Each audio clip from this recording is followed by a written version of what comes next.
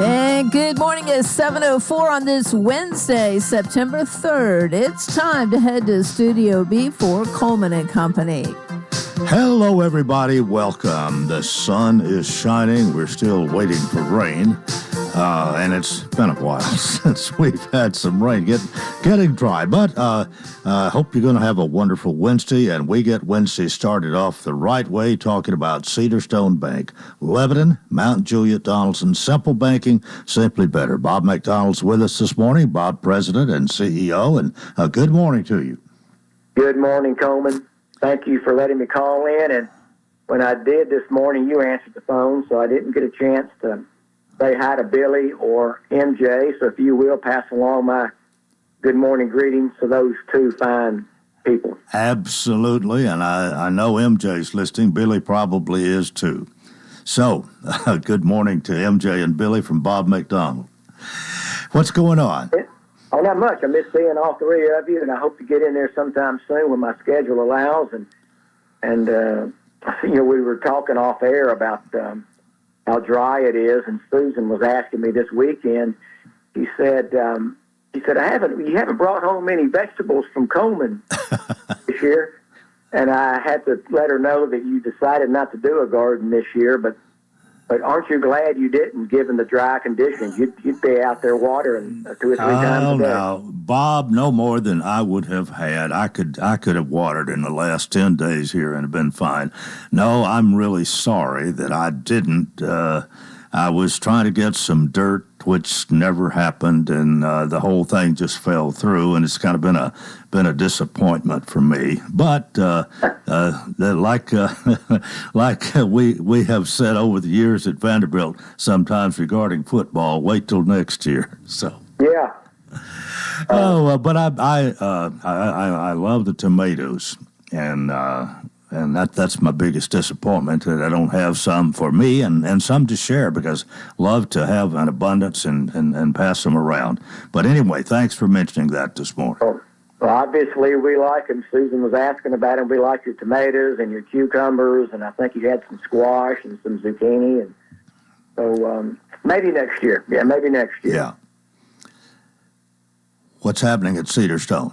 Well, we're It's busy, Coleman. It's been a very good year once again, and you've heard me say that a lot this year. And we're starting to do our preparation and our planning for 2026, and so we're well underway with that, looking at new strategies and looking at new activities, new events that we can be involved in and support. And as we look at the financial side of our planning, we're expecting to have another good year in 2026, and so if we get a rate cut, which it certainly looks like that we will, that'll certainly be, if not a monetary improvement for the economy, but it'll certainly be an emotional improvement for consumers, people like you and me, businesses as well. So we're expecting to have a rate cut this month, and I think that will be good for all of us.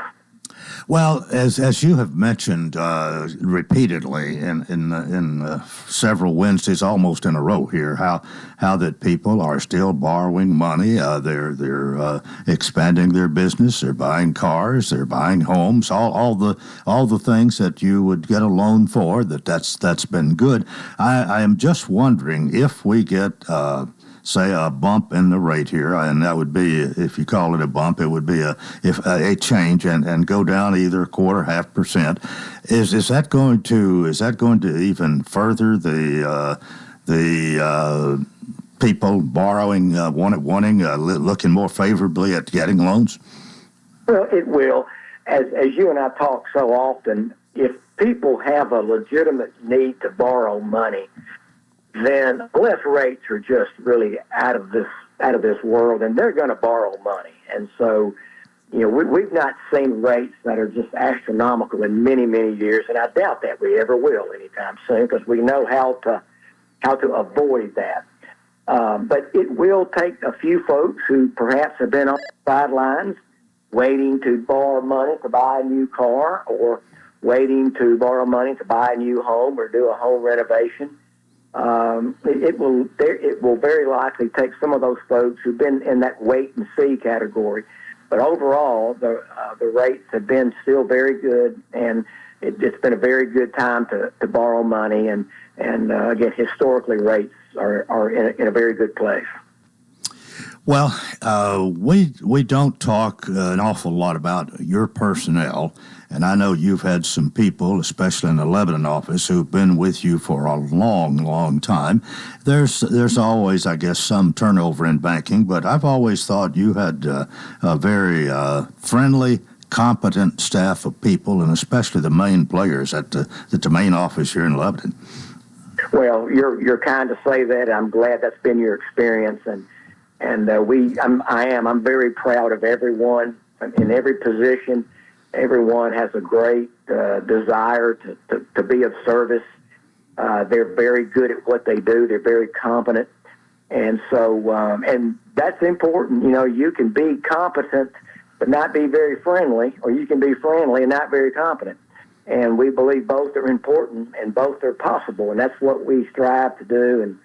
And that's just why I'm so proud of everyone. They are very good at what they do. They know they're very knowledgeable, and they genuinely enjoy serving people. And so I'm very proud of everyone in our Donaldson office and in Mount Juliet, and of course there in Lebanon. All right, we've got just time to talk about that Simply Better free checking account.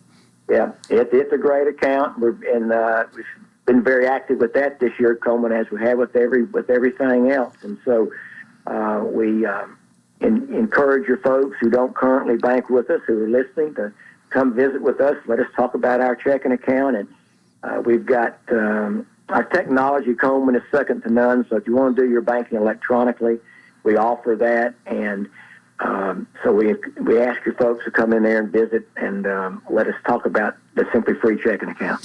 All right, Bob, have a great one. We'll do it again next Wednesday, and we appreciate it so much. Take care. Have a good day. Bob McDonald, President, CEO, Cedar Stone Bank, Lebanon, Mount Juliet, Donaldson. Simple banking, simply better.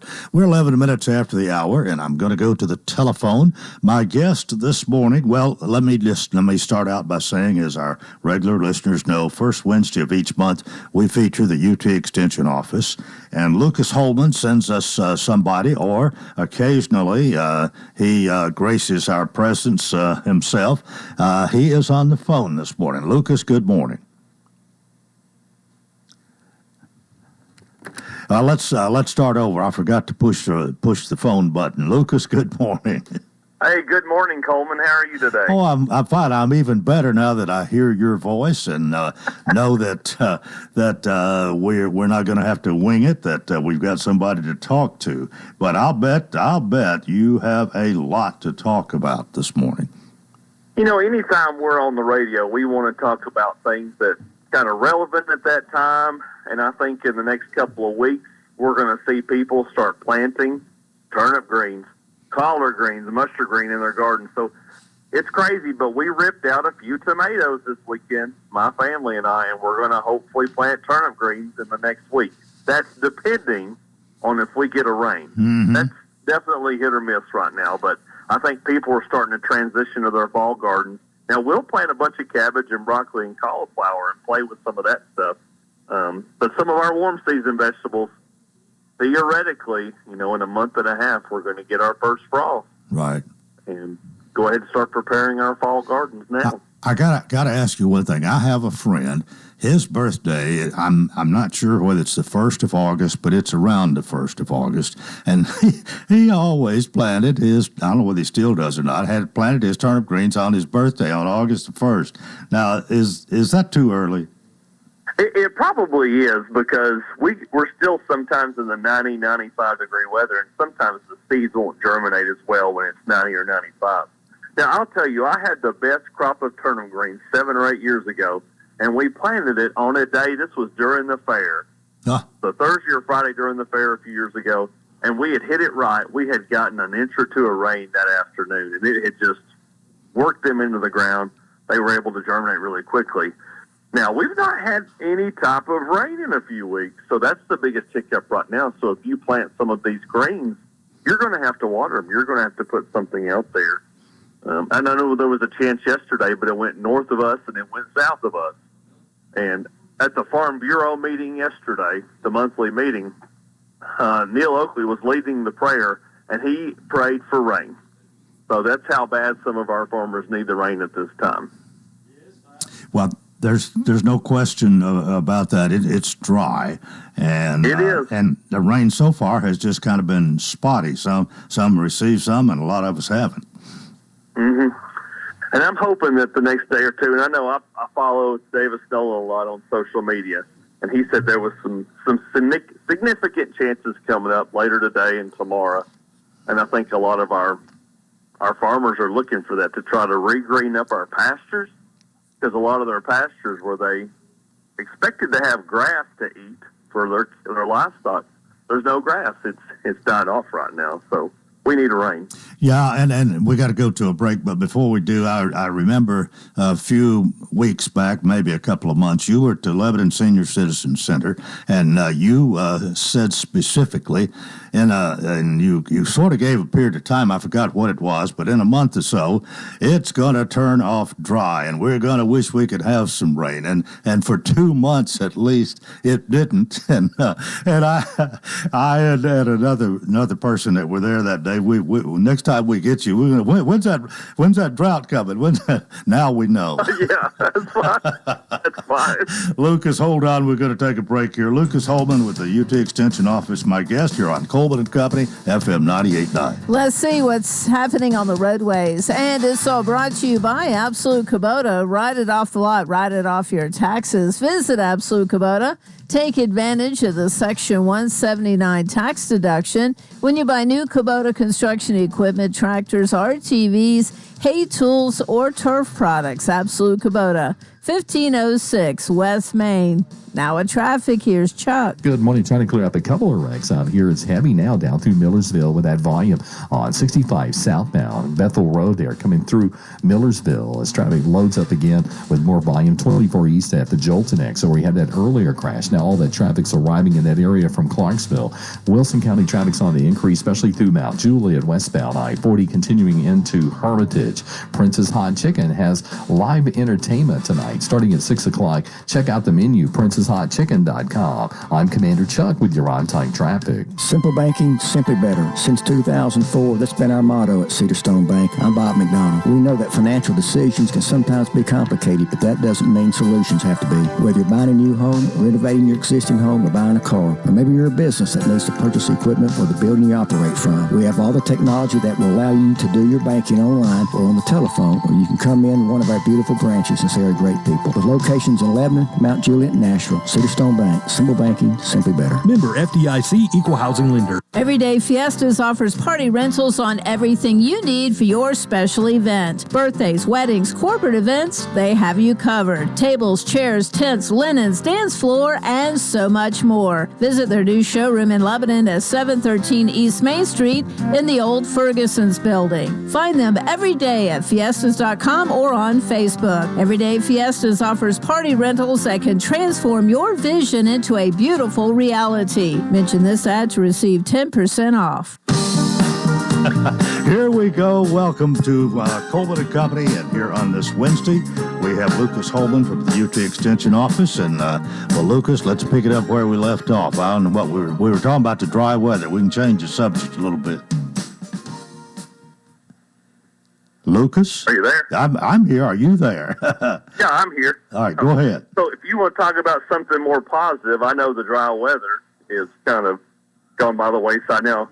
Our Livestock Association was there one day last week promoting our Livestock Field Day, which is next Saturday, September the 13th. So if you raise livestock in the county, we would love to see you at this function. You can get tickets at Edwards, the co-op, or our office, but if you've never been to and just met other livestock producers in the county, it's a great way to connect with them.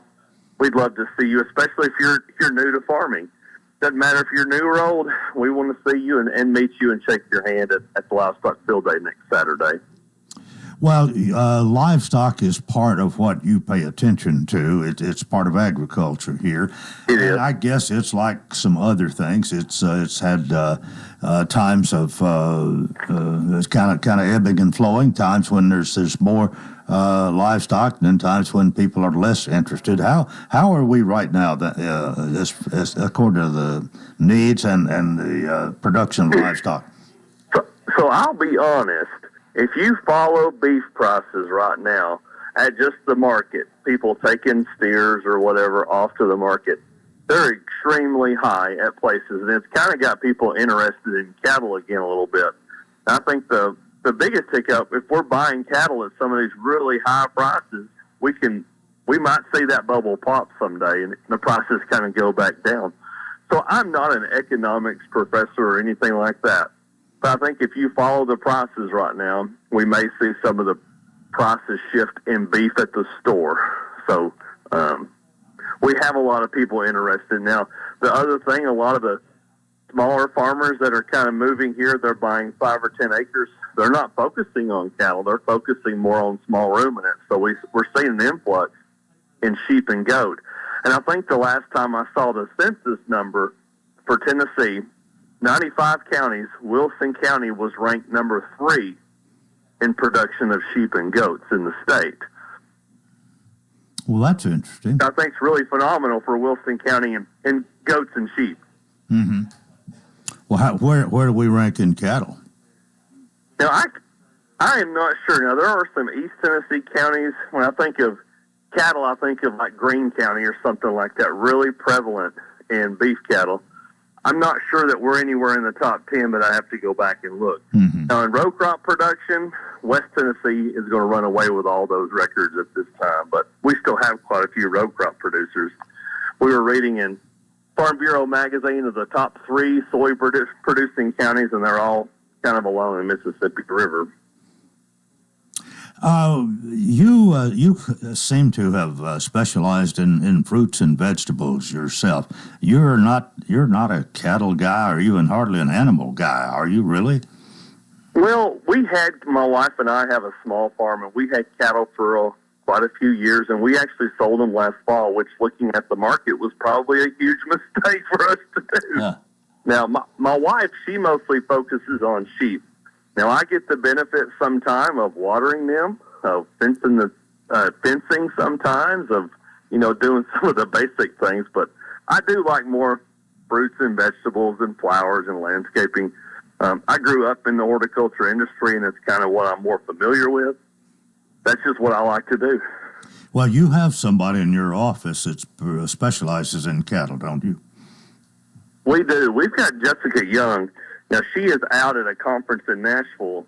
She started yesterday, so she's going to be gone the next day or two. But she focuses a lot on hay production, cattle, and she works on livestock. She's really smart at horses, so we kind of, if it's livestock, hay production, feed for livestock, we usually send them to Jessie, because Jessie raises that kind of stuff too. So she kind of knows the ins and out of it, and she's kind of guided some people, if they have 5 acres, what can they do on their 5 acres? Mm-hmm. So she's really good at kind of driving to somebody's farm, looking at it, and saying, here's what we would do, or here's what we would not do on this particular farm.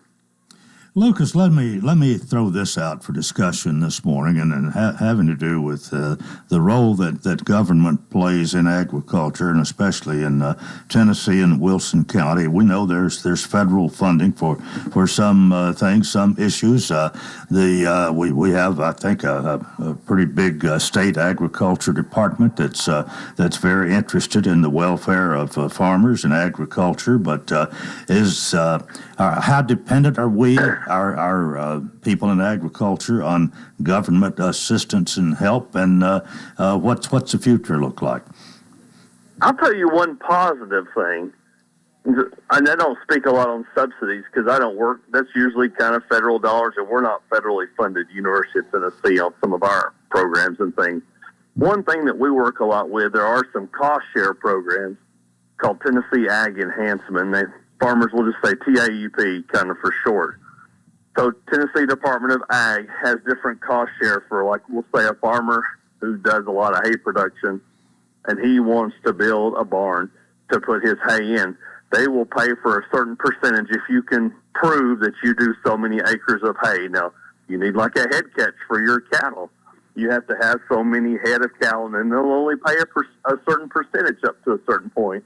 But it's not, we help with the educational programs, and we help a lot of farmers with filling out paperwork and things like that. When it comes to giving out money, UT is not in the business of giving out money. We usually let somebody else do that. Mm-hmm. But as far as the actual funding, how dependent are we, either on state or federal dollars and maybe especially the federal ones in certain situations?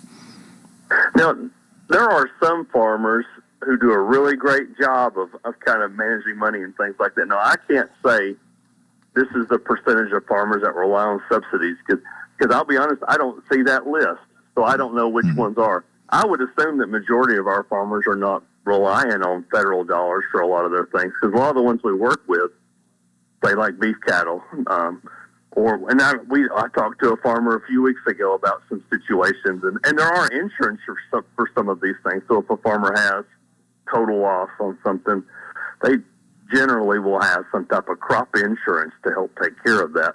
But I don't have the exact numbers of money or farms that get subsidies in the county.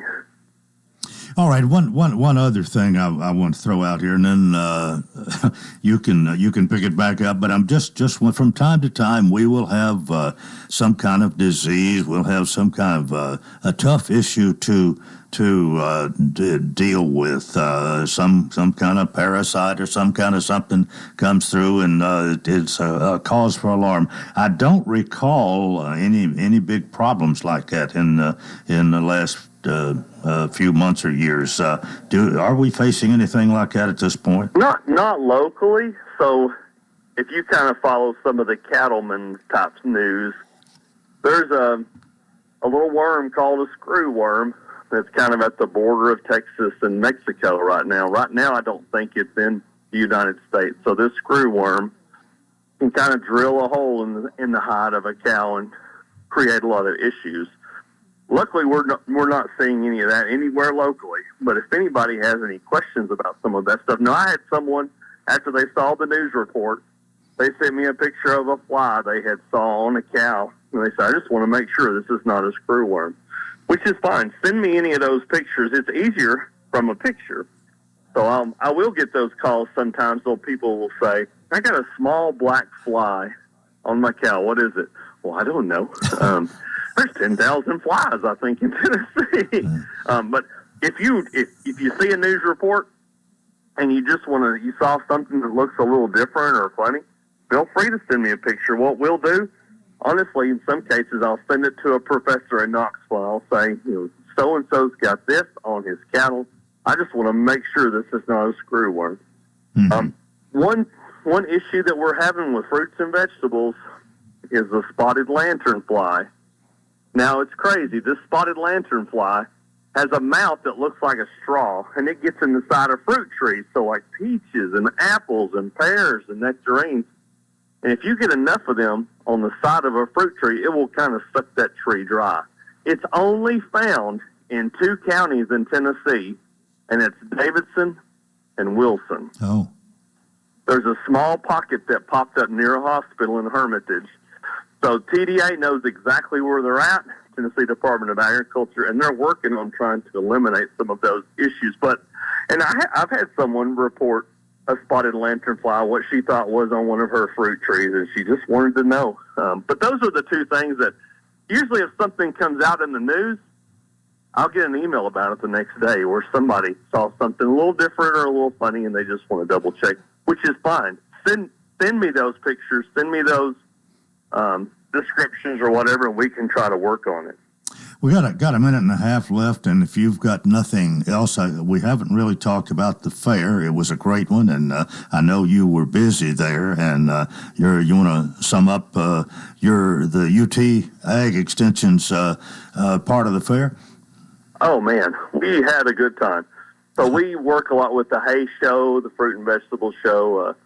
The Master Gardeners of Wilson County help run the flower show. the Wilson County FCE groups. They run a whole bunch of the different cultural arts. When you think of canning and quilting, they're running a whole bunch of those things. When y'all go in the Farm Bureau Expo building, all the entries in that building are Wilson County. So it's really phenomenal when you see 1,600 entries, and they're all from Wilson County residents. Mm-hmm. Or you go over and look at the quilts, and you see the amount of quilts and canned goods that Wilson County residents do. It's really phenomenal. All those Master Gardeners, Wilson County Gardeners Guild, and the FCE groups, what they do in the county. And then kind of the youth shows, there's a whole different section for the youth shows. Now I'll be honest, my daughter turned 5 this year, and I was so excited because she could start entering fruits and vegetables in the youth show at the fair. So I am not one to brag, but she had the biggest onion in the fair and won $12. So we were wonderful. Pretty proud of that onion. Congratulations to her. Well, Lucas, our time is come and gone. Thanks so much for being with us. A lot of information this morning, and if people want to contact you, you're at the UT Extension office, and you welcome their questions or comments. Yep, perfect. Thank you so much. All right, that is part 1 of Coleman & Company. We've got more. Hope you'll keep it right here, FM 98.9. And let's see what's happening on the roadways. It's all brought to you by Bates Ford. Get a regular oil change, $39.95, up to 5 quarts of oil, tax and disposal, 1780 Franklin Road. Now at traffic, here's Chuck. Good morning. Still a couple of accidents out here. Still a bit heavy, struggling at times. 65 north, up through Spring Hill, up through that section of Murray County into Williamson County as it gets heavier on Vietnam. That's westbound. At Conference Drive, here comes that traffic again. 24 westbound, up through Antioch, coming in through Murfreesboro into Antioch there up by Bell Road, Hickory Hollow Parkway. Princess Hot Chicken has live entertainment starting at 6 o'clock tonight. Check out the menu throughout the day, princesshotchicken.com. I'm Commander Chuck with your on-time traffic. Renewal happens here at Lebanon Center for Rehabilitation and Healing. Lebanon Center for Rehabilitation and Healing has experienced new leadership and a new atmosphere. Same location in the heart of Lebanon, 731 Castle Heights Court on the Castle Heights campus. Lebanon Center for Rehabilitation and Healing is providing 5-star clinical outcomes to short-term and long-term care residents. Call 615-444-4319 for a tour and to experience the new culture. Renewal happens here at Lebanon Center for Rehabilitation and Healing. Cedar City RV, your destination for all things camping. Whether you're looking for travel trailers, fifth wheels, or anything in between, Cedar City RV has you covered. We proudly offer top brands like Forest River, Palomino, Rockwood, Coachman, and more. Plus, expert service after the sale to keep you on the road with confidence. Financing is available, making it easier than ever to start your next adventure. Visit us online at cedarcityrv.com or stop by our location at 1102 Sparta Pike in Lebanon to explore new and previously enjoyed models today. Your Lebanon High football team is back on the field, and we're back in the booth. Join Donald Gann, Joe Gardner, and myself, John Boyce, as the Blue Devils hit the gridiron each week. Lebanon football is brought to you by Bates Ford, Bird Iron Supply, Fakes and Hooker, Kay Maynard with State Farm Insurance, Kenny Salas and the Salas Realty Group, Lebanon Police Chief Mike Justice, Wilson County Sheriff Robert Bryant, Shannon Speck Electric, Sports World, Rackley Roofing Company, Wilson Bank and Trust, and Lebanon Mayor Rick Bell. This Friday, your Blue Devils will be on the road at McGavock High School. Pre-game at 6:30, kickoff at 7. We'll have partly cloudy skies with a few showers and storms possible for today. Highs will be in the mid-80s. Scattered showers for tonight, lows in the mid-60s, and then a good chance of scattered showers and thunderstorms again for our Thursday. Afternoon highs in the lower 80s. This weather forecast brought to you by Walker Auction and Realty, professional auction and real estate services. Get top dollar for your home, land, or personal property. Log on to MikeWalkerAuctions.com. They know auctions.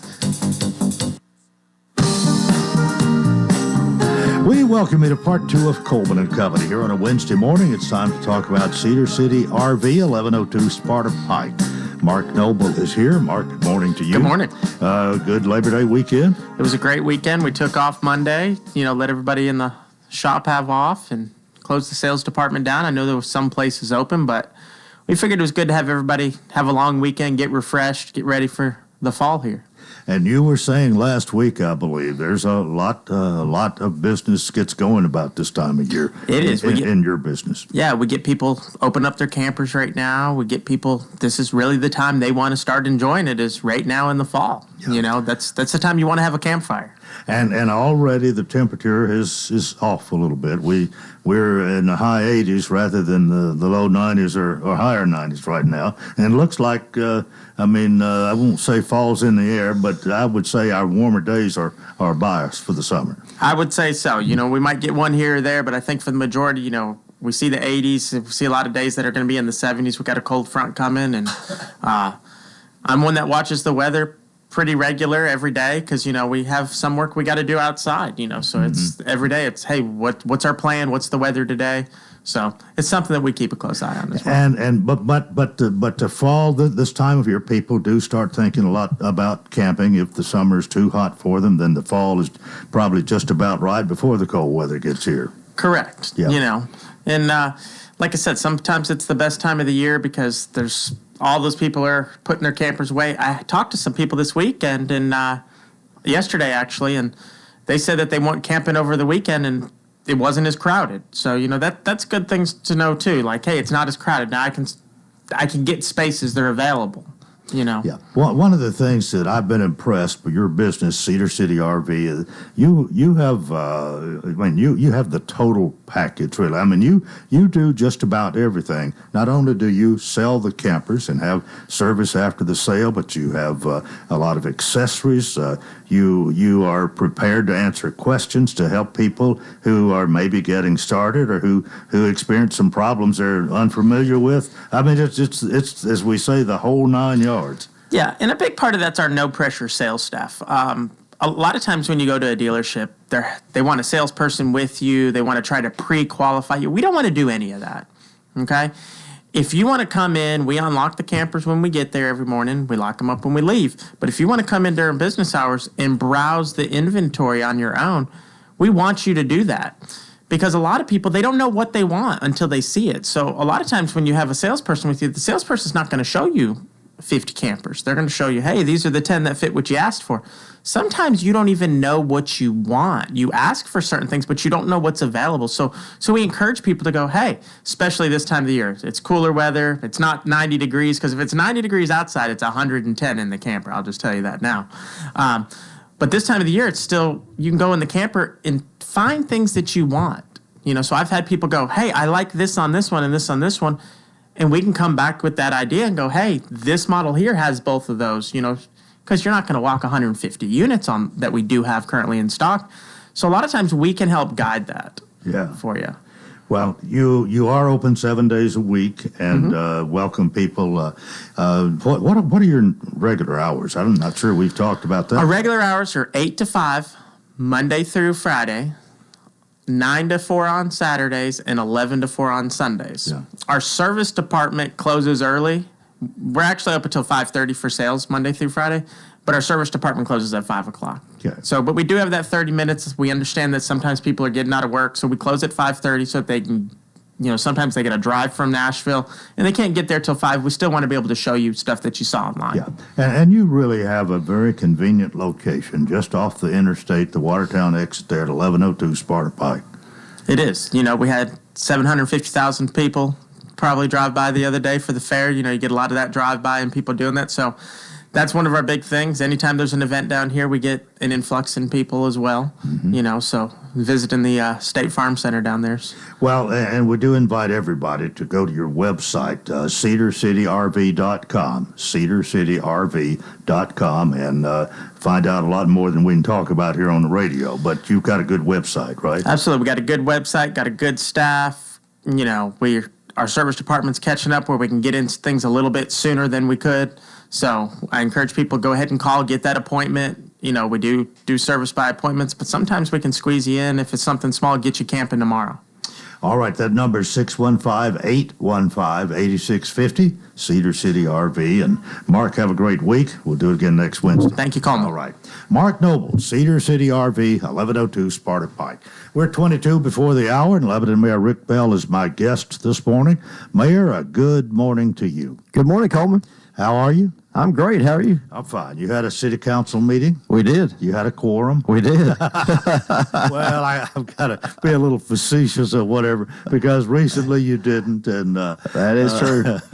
That's a rarity. but it shows you that it can happen. It can happen. It's happened twice since I've been Mayor Coleman. We didn't have a quorum, but we got through both of them. Well, I know you've got plenty to talk about today, and I don't know whether you want to start with a meeting, but I'm going to kind of throw it out to you and take off. Yeah, well, last night we had a meeting, and a few things before we get into the main part of it I want to mention is last night we had some special guests.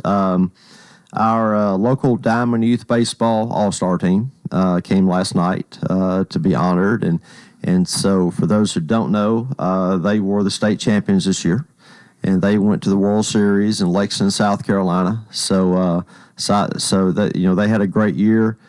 So a lot of them came last night. Their parents came. I thank the parents because the players play, but the parents get them there, and so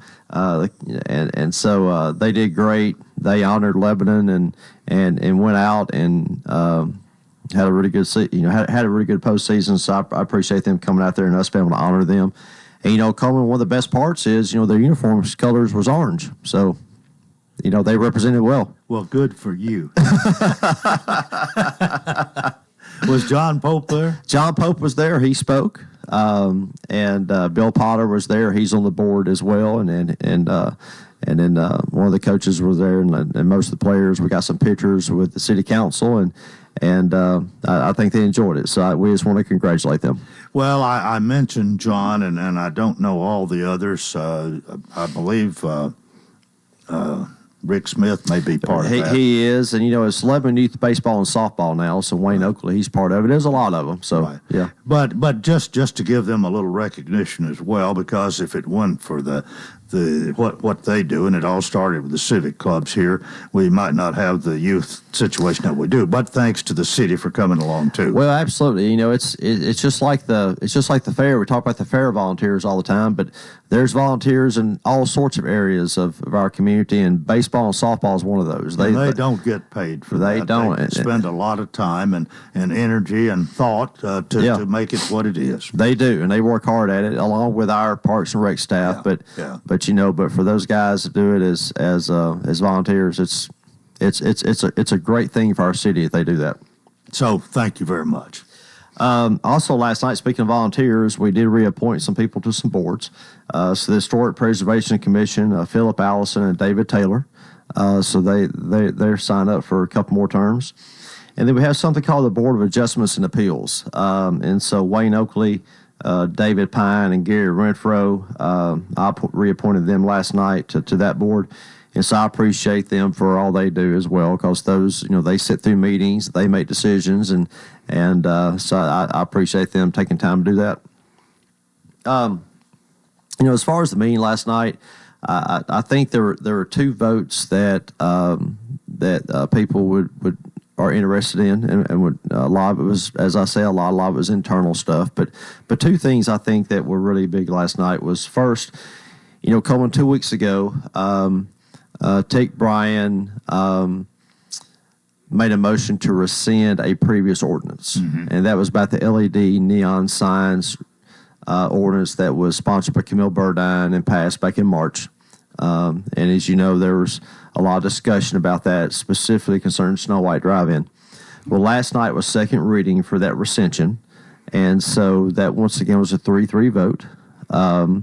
Tick Bryan, Joey Carmack, and Chris Crowd, they voted to rescind that ordinance. And then Jerry Ashley, Camille Burdine, and Philip Moorhead, they voted to keep it. And so I had to break the tie, and I voted to rescind. And so tonight at 5 o'clock, we're going to have a work session with the council and just not making any decisions, but just decide the steps forward. How do we want to proceed now that ordinance is gone and those rules are gone? This means starting over. Yeah, it just start over. So, and really have a group discussion about how they want to do that, or if they want to do that. So anyway, so that happened last night on second reading. And again, was there much crowd or anticipation on that? As far as the public, no one that was there to speak on it. But there was some discussion amongst the council about it, mostly with Camille and Jerry. They talked a lot about it, about how they thought it was a good ordinance and we should amend it instead of just start over. But Coleman, either way, though, there's going to be a change, and then I think Snow White was going to be grandfathered in, if you will, or taken care of. Well, Snow White. I had talked to the owner of Snow White already, back when it first came up, and told them, hey guys, we have a path forward for you. We've got this worked out. Don't worry about it. We have a path forward. But the council again was split on how to handle this situation. Half of them wanted to just start over. Half of them wanted to keep what we had and amend it. And, I went with the side that said, let's just start over.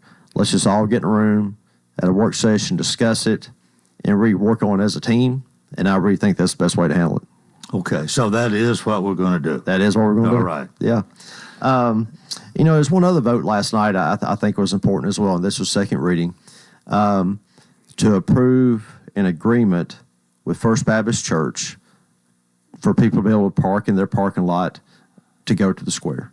We've had an agreement with them for a long time, but the agreement was coming to an end, and they really came to us and said that, hey, to continue to use this, would you guys mind, taking care of the parking lot for us? And so we agreed to do that, to be in charge of sealing it or paving it or striping it, and that's about a $10,000 cost to the city, but.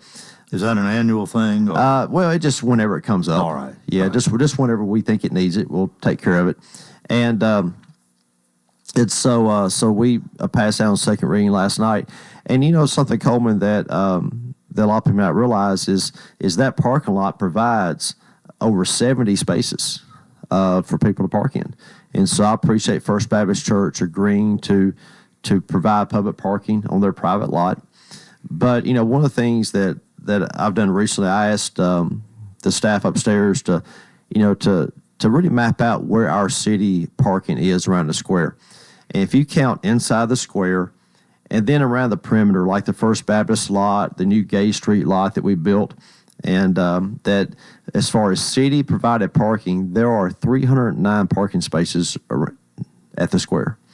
And 309. 309. And so I know that the square is busy, it's crowded a lot, but 309 spaces, I think that's more than people realize. But we're always looking to do other things, we're always looking to provide more. There is other public parking that's actually county property. Over at the Wilson County Archives, they have a lot that part of that is available for people to park at. And then there's a larger county lot a little bit further up East Main Street. But as far as us as the city, we have 309 spaces. Again, we're always looking for more opportunity, and we will continue to do that. But I do appreciate the council, providing that, because that big lot where the county courthouse used to be, that for the people who've been here for a long time, remember that, and the Gay Street lot that is just south of the square, those lots we spent quite a bit of money on those. And so to provide for that, and I appreciate the council supporting that. All right, Lebanon Mayor Rick Bell is here. It's time for us to take a break. This is Coleman and Company, FM 98.9. And let's see what's happening on the roadways. Want to thank Absolute Kubota. Write it off the lot. Write it off your taxes. Visit Absolute Kubota. Take advantage of the Section 179 tax deduction when you buy new Kubota construction equipment, tractors, RTVs, hay tools, or turf products. Absolute Kubota, 1506 West Main. Now at traffic, here's Chuck. Good morning. Heavier than it was trying to get through the Mount Juliet area here just in the last few minutes on I-40 going westbound, pushing on into Hermitage through Donaldson as well as it continues to load up with more volume on 24 westbound. Coming in from Murfreesboro, Rutherford County, they're passing 840 up by Walden Road. Got a little bit slow again westbound on 24 headed into the Antioch area. Hey, Princess Hot Chicken, live entertainment tonight at 6 o'clock. Order online throughout the day. It's easy. PrincessHotChicken.com. I'm Commander Chuck with your on-time traffic. Join us Saturday, September 13th for the 22nd annual Sherry's Run 5K Run Walk to benefit Sherry's Hope. The event starts at 8 a.m. at 623 West Main Street in Lebanon, Tennessee. Come run or walk and give hope to people in our community who are battling cancer. Enjoy a silent auction, live music, and more. Register now at sherrysrun.org and make plans to join us Saturday, September 13th for the Sherry's Run 5K Run Walk to benefit Sherry's Hope. Hey, this is Dr. Derek Gregory, and I'm proud to announce to you the opening of our brand new dental practice, Gregory Dental Group, at 1746 West Main Street, just across the road from Sports Village. Come experience modern dentistry at its best. We're always welcoming new patients, and I truly look forward to taking the best care of all your dental needs. Come by or call us today. That's Gregory Dental Group, 615-444-0322, or online at mylebanonTNDentist.com. Gregory Dental Group, compassion, knowledge, skill. We continue here on this Wednesday morning at about 11 and a half minutes away from the 8 o'clock hour. 11 Mayor Rick Bell, of course, my guest. We say this often, but certainly appreciate being able to have you out here twice a month after each city council meeting, and we really keep up with the city through your being here. Well, I appreciate you letting me come out here and talk about it, because there's obvious information people need to know, and I can tell you, Coleman, there's a lot of people who get it right here on your show. I know you've got an event coming up we'll get to, but I'm going to let you get to it in your time. What's next? Well, I do have a couple things, though, that are a little quicker than that. Today, construction is going to start on the repairs of the Gay Street Bridge, just off the square. Mm-hmm. So there's been some signs up there, some orange signs that say detour, and that's really what that's about. People have been wondering what those are. So that construction is going to start today. It's supposed to go to October 15th. Now, the bridge will be closed, but I want everyone to know that the businesses that are between South Cumberland and South Maple, right there in that area, they will have access to their businesses. The two parking lots that are there that we just mentioned, people have access to those parking lots. But the bridge itself is going to be cut off, so you can't cross it. You will not be able to get from South Cumberland to South Maple. So you'll have to access depending on which side of the creek they're on. The bridge. Yeah, you can't cross the creek, so you'll have to access it from whatever direction. So that does start today. The orange signs have been up, and that's going to be about 6 weeks. What kind of repairs are necessary here? Coleman, I'm not sure of all the details. I know that TDOT, they go around and look at bridges, inspect them, and they said this one needed some repairs. I want to make sure everyone knows. I mean, it's not where it was going to fall in or anything, but it just needed to be worked on as far as the supports underneath and things like that. So that's really what it is. Okay. And so that'll a start. little inconvenience, but that's not that bad. It's not. I mean, and it is 6 weeks. There's a lot of traffic in that area, obviously, but that'll affect. But it'll be over. Well, hopefully the businesses won't suffer too much as a result either. Yeah, that's true. That's one of the main things we need to watch out for. And one of the things you just mentioned, Coleman, here next week on September 10th, we do have the grand opening of the sports complex. That'll be at 6 o'clock out there. We'll have food trucks at 6:30. We're going to start some games. There'll be a soccer game. There'll be a football game going on out there. We have T-Rack will be there from the Titans, and Tempo the Coyote from the Nashville Soccer Club will be there. And so we want a big crowd. It's a really nice facility. They've already started playing out there, soccer and football both. And I can tell you, we've had some people who out there who have gone to some other facilities in Middle Tennessee, and they said, as far as our fields, nobody can touch what we have here. And really? So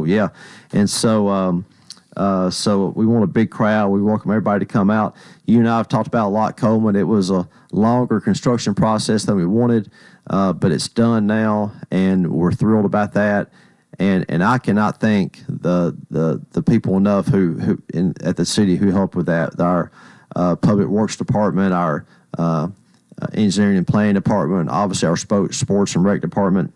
We have people who went out there and really put on the full court press to get that thing finished. And so I appreciate their work, and we're going to have a big celebration next week. Well, my wife's already told me she wants to come. Well, okay, that's awesome. We never go that way. I don't even know where it is. Well, come on out there. I said it's past Southside School and on the other side of the road. That's exactly where close it is. to Stumpy Lane. That's exactly where it is. So come on out. We'll have food trucks, and we'll have we'll have a ceremony. We'll cut a ribbon and we'll play some games. Yeah. So it's going to be. Well, it's really something. I think the city and all the people in the city are going to really be proud of. Yeah, it will be. It's nice, Coleman. It really is, and I appreciate the council, going along with this. And when I announced that we were going to start this process, I said the last time we built a new youth athletic field was 2001.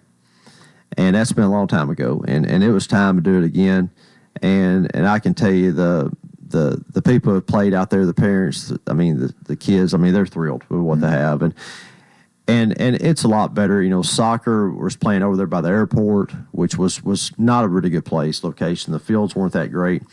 Football is sort of trying to find a place where they could, and now both of them have a home. And we play other sports out there too eventually, and have tournaments and all sorts of things. But we have that, and I know we talked about baseball and softball, and they're looking forward to phase 2, and so we'll start that process. But right now we're going to celebrate phase 1. Okay, and that is next Wednesday evening, and it says here the ribbon cutting take place at 6, and football and soccer games begin at 6:30. That's it. So you'll probably be pretty close to schedule. Yeah, we'll keep it on schedule without a doubt. Hey, I'm always early, Coleman, so you better get there early. All right, I hear you. So and actually, we have another event coming up, Coleman. It's not a city event, but I need to talk about it. So we have a local theater company called Stage Local, and they've been working on a play, The Wizard of Oz, and the opening night is Friday night coming up. And the reason I bring that up is that my wife, Nicole, she plays Glinda, the Good Witch. And there's some other people in the play that people would find interesting. Mayor Randall Hutto is Uncle Henry. And Joey Clark, who works at Cumberland, he's the Cowardly Lion. And I could just go down the list of all the people who are there. But Joey's sister, Carly, she's the Wicked Witch of the West. And it's going to be great. I've been able to watch a practice or two and a rehearsal, and so I think it's going to be a lot of fun. There'll be shows. You're this not week. in it. I'm not in it. Well, how come Hutto got in it and you didn't? Well, maybe Mayor Hutto has more time to do things like this than I do. Oh. We opened up a can of worms there. So he's in it, and but it's going to be great. They've worked hard on it. They really have. It's been a long process. But if you like musicals, you like plays, it's at the Heidel Fine Arts Center at Cumberland. There'll be 4 shows this weekend, 4 shows next weekend, and I think you'll have a good time. Okay. What else we need to talk about? Well, actually, Coleman, I want to talk to you about some history. Right. So there is. By the way, I just thought of this. I did do trivia with you at the fair. You did, and you beat me. I did. I'm glad you brought that up, Coleman. Well, I'm just being fair. Well, I actually, I wasn't going to bring it up. I forgot to bring it up, honestly. But you beat me in cornhole every year, and so I appreciate you coming out and let me beat you in trivia. So, but you had a easier question. One of yours was a lot easier than mine. I will say that. Well, still beat. Well, it's pretty good when the person asking questions works for the city. That's sort of how it works. I interrupted you. This is just something I think people would find interesting. I do as the city historian, but there is a landmark that I've always thought in the city over in the Baird Industrial Park. There's a big water tower over there that stands pretty tall, and it was first erected in 1958, and it has not been used in a long, long time as far as for water. It's been empty. Yesterday, we started the process of taking that water tower down. So that's a 2-day process. They think they'll be done today. Who is we? The city. So the city's actually doing this? We're doing this. Okay. But now we have hired somebody to do it for us, but it's our water tower. And, it's been up for a long time. 70 years almost. Yeah. And it's, something's been up there long. It's not being used. We just felt it was safer to get it down. And, it's right there, very visible from throughout the city. But that's something we've been planning for a while, to take it down. And so it started yesterday. But that tower's been there a long time, Coleman, since 1958, and it was useful for a long time. But its time has come to an end. So does that go for scrap metal? It does. Yeah, it does. And so, so I just thought that was interesting. I went by there yesterday and watched for a bit and took some pictures. They start out with the tank itself, taking it apart, and so it's just something that's been there for obviously all my life, and for a lot of people it's something that's been there for all their lives, and it's coming down. Sort of a landmark. It is. It's sort of a landmark, but an unnecessary one now. It is. It is. As I said, it hadn't been used in forever, and it's been something that's been talked about for a long, long time, and so we finally decided to do it, and so if you want to see something interesting or ride by and check it out, to watch them take it down, they're working on it, but it is a landmark. It's something that's been here for a long time. Yeah. Yeah. Well, we got a minute left. What's anything else on your agenda here? Coleman, I think we've covered it. That's that we had a meeting last night. It was a good meeting. We have a lot going on here in the city, and I just want to tell people that there's activities all the time. I mentioned a few today, but go out there and check out our new sports complex. It's a great thing to see. If you want to see a musical, you can do that too. But go out there and to the square and visit our local businesses, because here in City of Lebanon we have a lot going on, and I just appreciate everybody getting out there and supporting everybody. All right. Well, thank you so much for being with us. We'll see you next time in a couple of weeks. Lebanon Mayor Rick Bell, and that's it for Wednesday. I hope you'll join us tomorrow for the Thursday edition. And until then, I wish you a wonderful day.